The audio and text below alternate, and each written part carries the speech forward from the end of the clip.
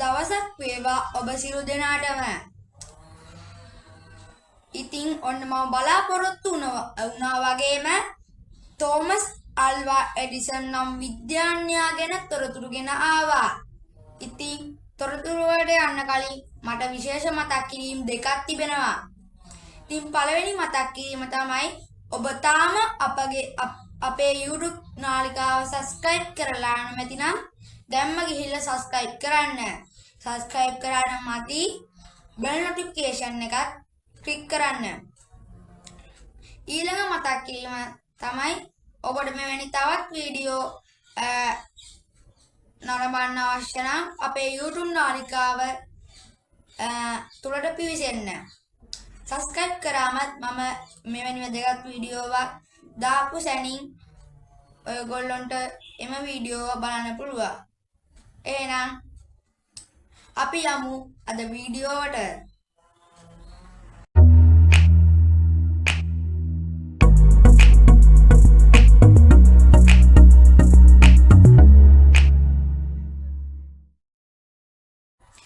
ඉතින් 1847 දී තෝමස් අල්වා එඩිසන් නම් මේ මහා විද්‍යාඥයා ඉපදුනා. 1852 දී මෙතුමා පාසල් යන්න පටන් ගත්තා. ඉතින් වසර කිහිපයක් ගත වුණා. මෙතුමා සිටියේ පන්තියේ දුර්වලයයි සම්මත වී තිබෙන සිසුන් අතරයි. ඉතින් දවසක් දා මෙතුමාගේ අම්මට ලියුමක් හම්බ වෙනවා. ඒ මෙතුමාගේ ගුරුතුමිය තම අම්මාට දෙන්න කියා ඒ ලියුම දුන්නා. ඉතින් ඒ ලියුමේ ලියලා තිබුණේ ඔබේ පුතා ඉගෙනීමට අසමතේ. ඒ වගේම ඉතාමත් දුර්වලයි. ඔබේ පුතා අපිට ඉතාමත් කරදරයක්. එම නිසා වාම අපේ පාසලෙන් ඔබේ පුතාව අස් කරන්න. අම්මා ඇඬු කඳුලින් සිටියා. ඉතින් පුතා ළඟට ඇවිත් අහනවා ඇයි අම්මේ මොකද්ද ලියුමේ තිබුණේ කියලා. ඉතින් මේ තෝමස්ගේ අම්මා කියනවා පුතේ ඔබ ගොඩක් දක්ෂයිලු. ඒ පාසල බේලෝ ඔබට උගන්වන්න. ඒ තරමටම ඔබ දක්ෂයිලු. ඒක නිසා අද ඉඳලා ඔබ මාත් සමග ඉගෙන ගන්න කියනවා. ඉතින් අම්මගෙන් පුංචි කාලේ ඉගෙන ගත්තා. ඉතින් ඊට පස්සේ දුම්රියේ පත්තර විකුණන්න මේ කොළු ගැටයා පටන් ගත්තා. ඉතින් තෝමස් මේ අතර පරණ දුම්රිය පෙට්ටියක තම විවේකාගාරය වුණා. හැබැයි ඒක විවේකාගාරයක් නෙවෙයි. ඒක තෝමස්ගේ පුංචි පරීක්ෂණාගාරයක්.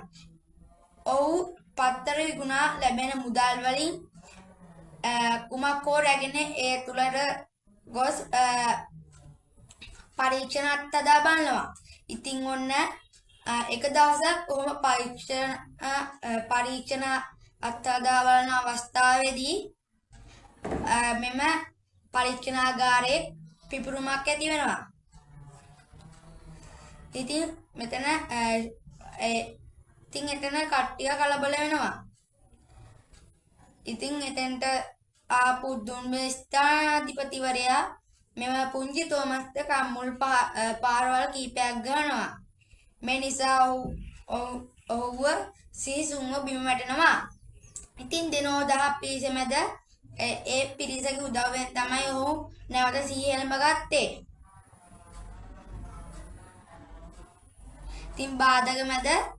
ඉතින් මේ වගේ බාධක මැද තමන්ගේම පත්තරයක් ඔහු වෙනබුවා.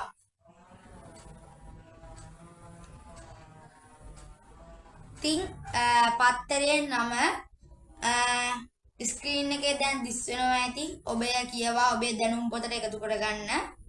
ඉතින් ඊට පස්සේ මොහු ආණ්ඩුවේ වැඩිපැටු 5-6ට ආණ්ඩුවේ රැකියාවකට ආවා. 1865 දී ටෙලිග්‍රාෆ් යන්ත්‍ර ක්‍රියාකරුවෙකු ලෙස ඔහු ස්ථීර සේවයට බැඳුණා. පස්සේ මොහුගේ ඔළුවේ තිබුණ පරීක්ෂණාගාර අදහස නැවතත් ආවා.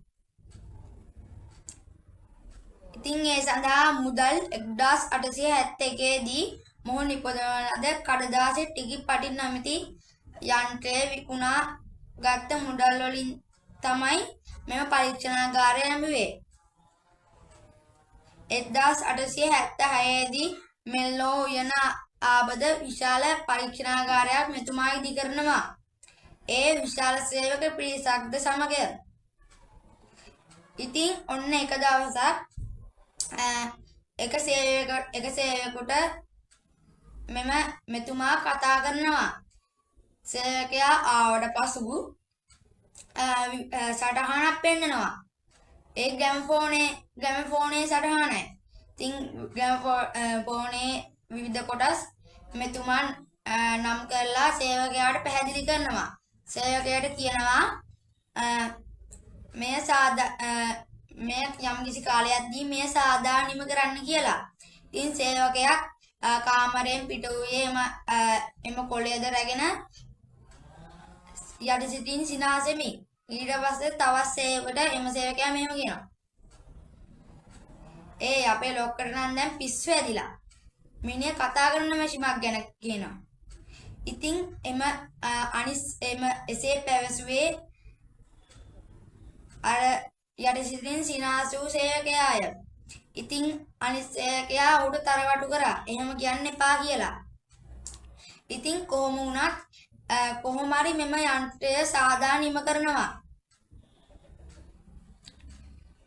ඉතින් 1870 ඉතින් මුලින්ම එම යන්ත්‍රය සෑදුණා පස්සේ අපේ තෝමස් විද්‍යාඥයා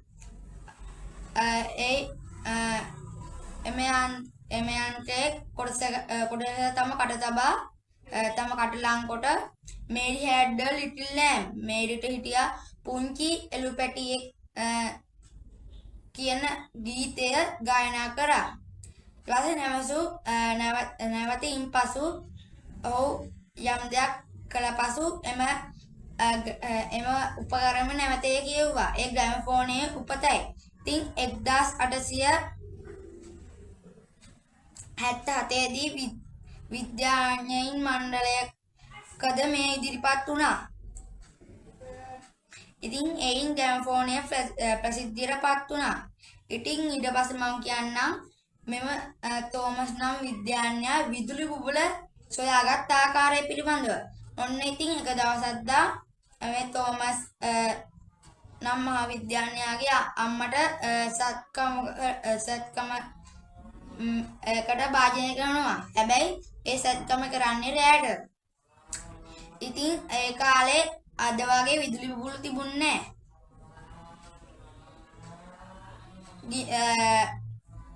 ගින්දර තිබුණට ඒවා පාවිච්චි කරන්නේ නැහැ මේ සත්කම් කරන්න. ඉතින් ඊට පස්සේ ශල්‍ය වෛද්‍යවරු මෙය තෝමස් විද්‍යාඥයාට පවසනවා. තෝමස් විද්‍යාඥයා දුක හිතෙනවා. ඉතින් එයා තම සහායකයෙකුට සමග පරීක්ෂණාගාරයට ගොස් එම දිනේ රැ වෙන්නට පෙර විදුලි බුබුල නිපදවන්න කටයුතු කරනවා. ඉතින් මේ වගේ විදුලි බුබුල වල 1000ක් නිපදුවා. එයින් 999ක්ම අසාර්ථක වුණා. 10 වෙනි විදුලි බුබුල ක්‍රියාත්මක වුණා. ඔහුට හරිම සතුටුයි. එම නිසා ඔහුගේ අම්මගේ ශල්‍ය කර්මයද කරගන්න පුළුවන් වුණා. ඉතින් මොහු නවනිපැම් 1000කට පෙන්ටර් බලපත්‍ර තම නමින්ම අරගෙන තියෙනවා. මේ අතුරින් සූට් ටික අද ලෝමෙලිය ගන්න සූට් ටික බහන ග්‍රැමෆෝනය වගේම කාර් බැටරියත් මොහු 1931 දී මෙලොවෙන් සමුගන්නවා. එහෙනම් මම අද කිව්වා වගේම තෝමස් අල්වා එඩිසන් ගැන විස්තර ගෙන ආවා. ඉතින් ඔබට එම විස්තර වලින් යම් කිසි දෙයක් ඔබගේ ගැටලු වලට සමහරක් ගැටලු වල පිළිතුරු පිළිතුරු ලැබෙන්නේ නැති කියලා මම සිතනවා. ඉතින් මෙවැනි තවත් වීඩියෝ නැරඹීමට ඔබ අපේ YouTube නාලිකාවට පිවිසෙන්න. එසේ නැමෙති නම් මම මෙවැනි වීඩියෝවක් දමපු අප්ලෝඩ් කරපු සැනින් ඔයාලට බැරිමුරන් subscribe කරන්න නිකන් ඉන්න එපා. bell notification එකත් ඔබන්න. හරි. එහෙනම් මම මෙතුමාගේ ජීවිතයෙන් අපිට ගන්න තියෙන ආදර්ශය කියන්නම්. තම ජීවිතයට මොන ආකාරයේ අභියෝග ආවත් එම අභියෝගවල නොසැලී මුහුණ දීම යන ආදර්ශය තමයි මෙතුමාගේ ජීවිතයෙන් අපිට ගන්න තිබෙන්නේ. එහෙනම් මේ වීඩියෝ නරඹුවාට ඔබ සැමට ස්තුතියි. මම පමුදු මනීෂ ජයසිංහ